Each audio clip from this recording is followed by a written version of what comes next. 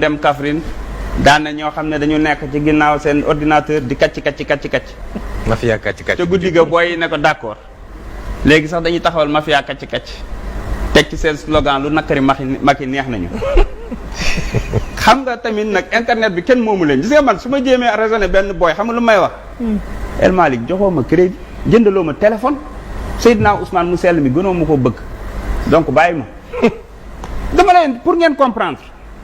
ñu créer seen ay affaires di yëguñu tenuñu amuñu benn contrôle ci ñoom. donc Macky moom moo waxoon la magie du clic fera face à la puissance du fric et du flic. donc xam na bu baax li ci réseaux sociaux yi. moo ko traumatisé.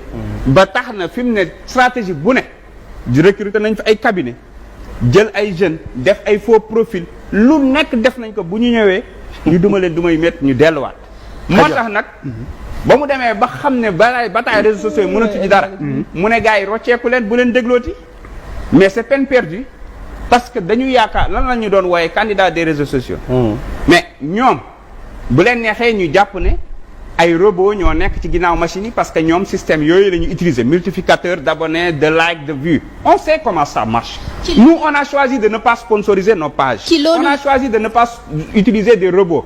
ay nit njaay ñoo nekk ci suñu ginnaaw ay téléphone ordinateur et cetera. mais wuy kii ci loolu lay ñëw sax naka ngay jàngatee terrorisme médiatique bi ngeen di exercer ci askan wi. ah bon kenn ñemeetul joxe xalaatam. ah bon terrorisme médiatique mooy lan. mooy lan dañ la teree yow wax sa xalaat. mais attends li mu wax mën nañ ko argumenter c'est-à-dire mën nañ ko jox ay dañuy joxe rek exemple Pape Sidi. ku ci nekk ci ñun bu invité keneen koo xamante ni bokkul Pastef. saaga yi moom bu dee benn tamit du c'est-à-dire bu dee ñaar du ko ëpp. mais il suffit que ñoom nga invité leen mais loo mënti wax xam nga fii la ñu toog ñu ne boo léegi sax amatoo droit wax ñi fii nga féete. wala objectif je veux dire. parce que yow wax boo wax c'est-à-dire wax boo wax am na fu ñu la féetalee. ok. peut-être aussi moom li muy wax que ne xëy na dafa am ñuy créer des comptes à leur nom. loolu aussi mën nañ ko nangu. mais en tout cas ce sont des faits. mais loolu kay gis ngeen ñu génne ko ci internet bi. plus de 400 faux profils yoo xam ne. parce que tamit nag yàlla may nañu tamit ñu am beneen groupe ñu xarañ ñoo xam ne ku fi tricher ñu génne ko teg ci table bi. barki démb am na ñu fi doon wax ay 23 laay bi ñu demee YouTube xam ne foofu amaguñ fa faux profil booster 79 la ñu am la moo tax. parce que on sait comment ça marche nouvelle technologie yi nag yàlla def na ci suñu équipe yi partout am nañ ci ñu xarañ ñoo xamante ne nii mën nañu dañu génne ay faux profil yu dul jeex teg ko te ñu ci bëri parfois xam nañ ñan la xam nañu maison bi ko doon def xam nañu adresse bi mu nekk xam nañ seen tur la preuve ba ñu demee ba xam ne maison bi échoué na dañu rompre contrat bi loolu yëpp on a toutes les informations nécessaires ba ci temps yi am na keneen ku ci commencé fi mu nekk fi mu ko def ña koy recruter ñëpp xam nañ leen. et juste pour. mais xam nga la moo tax ça c'est pas important xam nga la moo tax. parce que ñun on est dans le monde réel mooy ñi ngeen gis ñuy bu Ousmane Sonko bii live Ousmane Sonko page am du ko booster. live am du ko booster bu déclenché léegi en moins de 3 minutes il est à 10 000 jëm 15 000 parce que xam nga la moo tax lu réel la lu naturel la. léegi nag que nit taxaw ci télé wax lu ko neex ci Ousmane Sonko keneen benn jeune jógee fële affaire bi naqari ko mu tontu ko ñu ne terrorisme mais terrorisme weesuwul média boo xëyee lu la neex nga yekk ko inspecteur des impôts yi lu la neex nga yekk ko policiers yi lu la neex nga yekk ko douaniers yi ba pare média moom boo ko laalee rek ñëpp jóg pour lan autocritique. mais justement autocritique gis nga.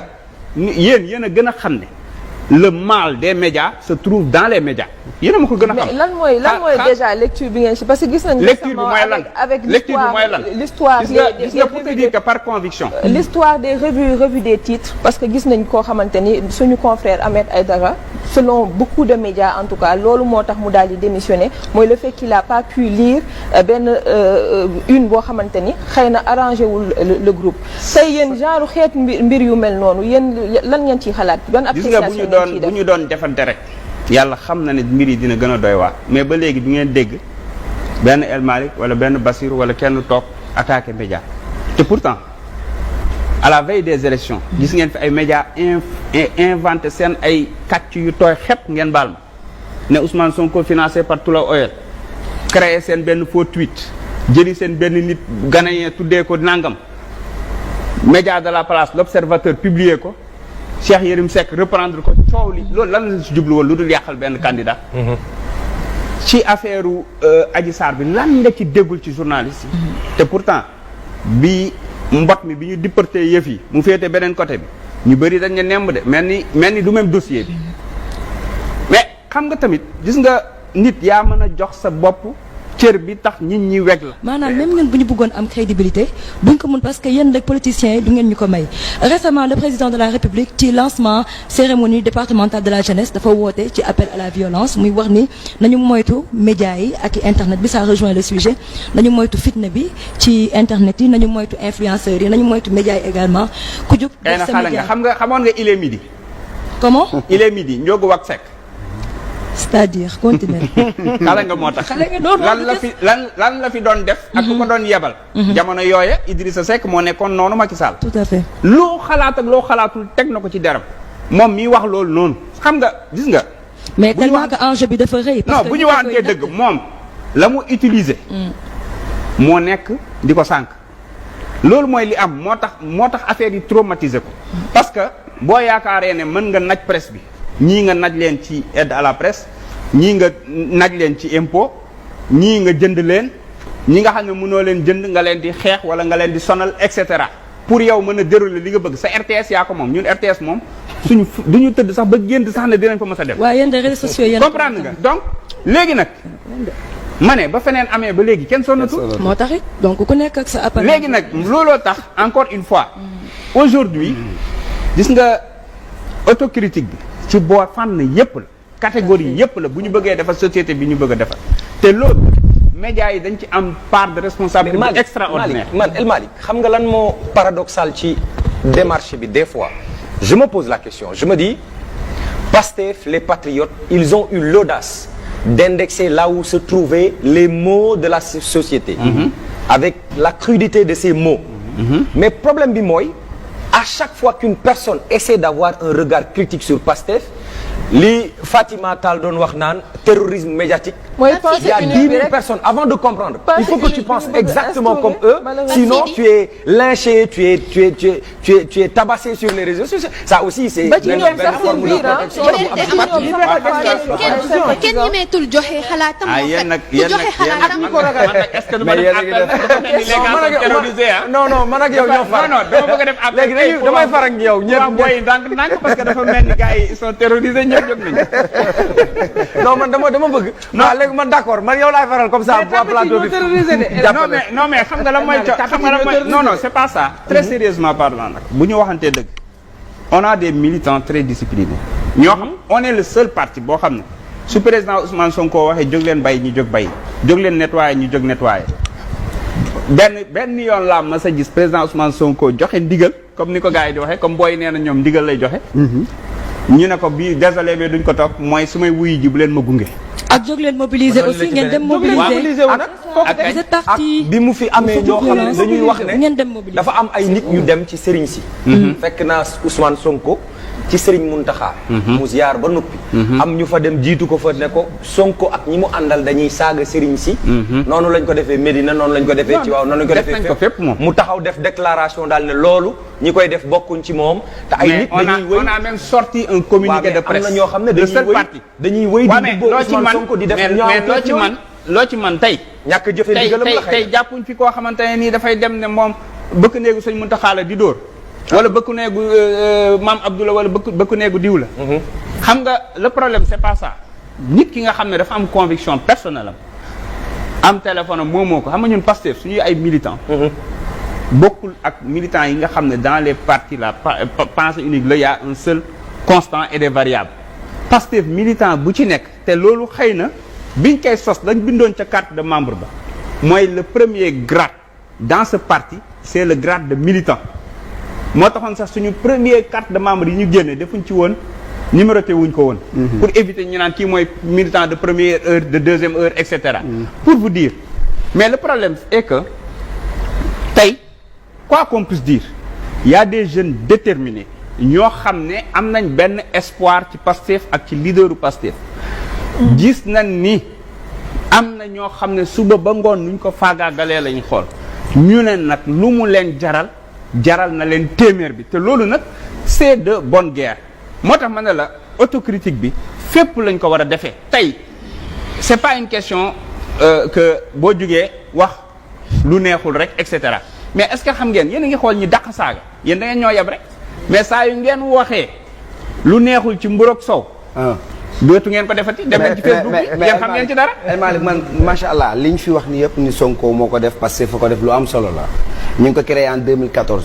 Modou dama bëgg a wax Habib mu préparé wu parce que après sa question bu ci El Malick répondre ba noppi dama bëgg a dem ci Habib mu xool internautes yi entre Facebook ak YouTube lan la ñuy poser comme question lan la ñuy joxe comme impression on veut savoir. ñu ngi créé Pastef en 2014. waaw vas-y. 2016 ñu dàq Sonko fi muy liggéeyee parti bi fës nekk ci kanam ñu gis ko mu dem élection présidentielle mu jël 3e. législative la njëkk a dem sax. législative il faut reste. mu am fa lu rëy. mu dem présidentielle jël fa 3e. léegi ci après coow dafa am ci Sénégal mooy bi ñuy wax coow diggante Sonko ak Adji Sarr. léegi élection bi ma leen gisaat ngeen demu leen yéen kase. da ngeen ànd ak mbooloo. pour dem ci élection bi. léegi bi ngeen duggee ci élection bi ba génn naka ngeen gisee seen bopp ci Sénégal waxuma ci Ndakaaru kase parce que Ndakaaru li fi nekk ci ay patriotes bari na mais Sénégal gépp naka ngeen ci peesee seen bopp. wax dëgg yàlla wax dëgg fa yàlla bu ñu xoolee tey rek bi ñuy njëkk a dem élection 2017 la woon parce que 2014 amoon na local mais ci lañ doon door a créé wu. 2017 lañ dem élection kenn xamuñu ñu góorgóorlu ne na président Ousmane Sonko dem assemblée c'est le plus important. parce que Sénégal dafa jox solo trop li ñuy wooyee titre. maanaam titre ñu ne kii député la wala kii ministre la wala nangam. donc nañ ko yebal assemblée mu dem assemblée nag nekk benn député cundum waaye mel ni majorité mel ni groupe parlementaire. à lui seul. waaw à lui seul. yàlla def aussi biñ ci jógee ñu waajal dem 2019 parrainage ñu teg ñu bëri jàppoon ne parrainage ñun la ñuy dëgg sërax ñëpp nangu nañ ne suñu qualité parrainage moo nekkoon meilleure qualité même ñi doon saytu nangu nañ ko ñu jàll ci kabu parrainage donc bokk ci 5 partis yi dem ci élection dem ci campagne boo xam ni man bokkoon naa ci campagne bi dañuy dem ba Koumpentoum xëy xaar ñu yónnee ñu wari 500 000 ñu jàll beneen étape bi wallahi al azim tellement qu'on a amuñu woon ay moyens parfois dañ doon gobar jaasi dañuy boole añ beeg reer bi. léegi da ngeen am moyen quoi. amuñ ba léegi pour vous dire non xam nga damay expliquer rek. c'est très important. te pourtant période boobu noonu proposé nañu 2 milliards. 2 milliards yàllaa ma tiif pour financer ñu. président Sonko ne origine douteuse duñ ko laal. origine douteuse maanaam.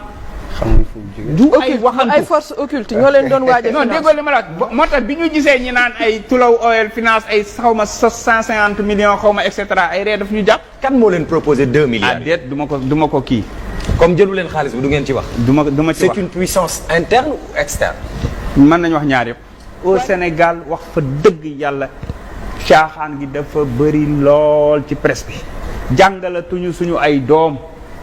émission yan leen di tegal ñay toog ca rajo yi ñay toog ca télé xaw ma nu leen di tànne mais wax fa dëgg yàlla léegi lu ne ngay gis ci télé yi loo xam ne ay programme éducatif yoo xam ne ñun bi ñu nekk ndaw bénéficié wu nañ ko mais débattons anamu du fii la doon am sama juumul anamu mi ngi am ba tey mi ngi am ba tey kon dafa amul buzz yan ñoo am buzz ak yan heure lañ koy teg. sénégalais non defal ndànk rek. sénégalais yi mën nga ak yan heure lañ koy teg programme. non ñu tàmbali loolu kay moom El Malick fépp la wul lay ñaay de. xool non fépp la non dama lay bëgg a wax. ay El Malick la ñu am. non dama la mais ay ñeneen ak ñeneen dama la bëgg a wax ne. fépp la wul dama la bëgg a wax ne. sursaut patriotique bi. ak citoyen bi ñëpp ci war a dugal seen loxo. absolument sénégalais yi buñ leen offrir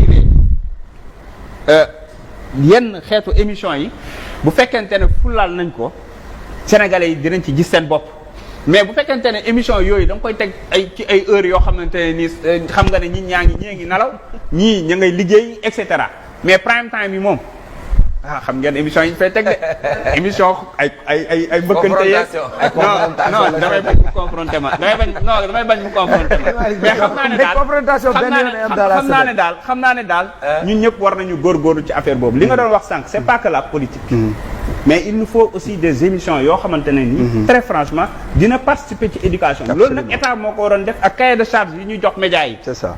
état moo ko waroon jouer beneen bi mooy par rapport ak sa question mooy lan ngeen di mere Macky Sall. waaw lan ngeen koy mere ba singili ko. li nga xam ne vraiment yéen ça vous fait mal. Moom boo leen jëloon dëkk bi xëy na loolu doo leen ko def. li mu meree boppam lañ koy mere. c'est-à-dire. dem na ba xam ne dafa lajj. C'est-à-dire moom ci boppam dafa mere boppam. c'est-à-dire mais nan nga xam ne dafa mere boppam. waaw non parce que lan la def lu nduru ku lu mere waaw c'est-à-dire. day mer tout le temps di. comme day mer tout le temps nag. El Malick la mu waroon def ko mais maa ngi ñëw dinaa yéen da ngeen di s'il te plaît il faut qu'on soit concret en fait. man tey su ma doon juger li ma gën a métti. waaw mooy caabi démocratie bi mu jël sànni géej